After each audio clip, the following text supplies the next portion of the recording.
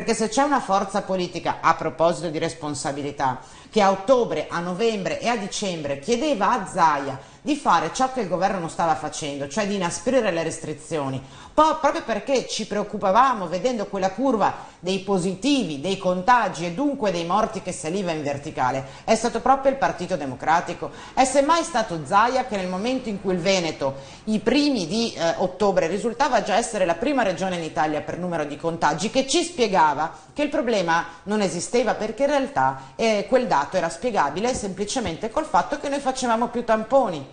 E noi le dicevamo: guardi Presidente, che i più positivi vuol dire più contagi, che vuol dire più ricoveri e più morti, gli è entrato da una parte e gli è uscito dall'altra. Come mai rispetto ai parametri nazionali e con quei numeri di morti e di contagi il Veneto continuava a restare in zona gialla? Noi una risposta ce la siamo data e su questo abbiamo anche chiesto conto a Zaia, che proprio settimana scorsa in Consiglio regionale ha fatto finta di non capire. Se io ho 800 letti di terapia intensiva, che è uno dei parametri sulla base del quale il governo concede la zona gialla o arancione, e anziché dichiararne 800 ne dichiaro 1000, è ovvio che il parametro che fa scattare l'allert, cioè il 30% di occupazione dei posti di terapia intensiva, scatta dopo. Se io, Regione del Veneto, chiedo al governo che tra i parametri da considerare per la classificazione non metta solo il numero di positivi, ma anche il numero di tamponi effettuati, proprio perché la mia tesi è che anche se ho tanti contagiati sono comunque bravo perché faccio tanti tamponi,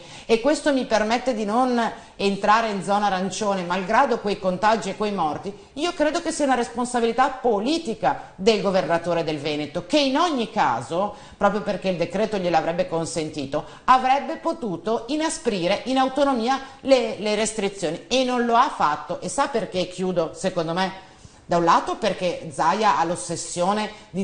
dimostrarsi capace di governare un fenomeno che invece è ingovernabile come il Covid, ma la seconda ragione è perché Zaia la pensa esattamente come il senatore, e cioè che la priorità vada all'iniziativa e alla ripresa economica, anche in presenza di un'emergenza sanitaria, e questi sono i risultati della seconda ondata nella nostra regione.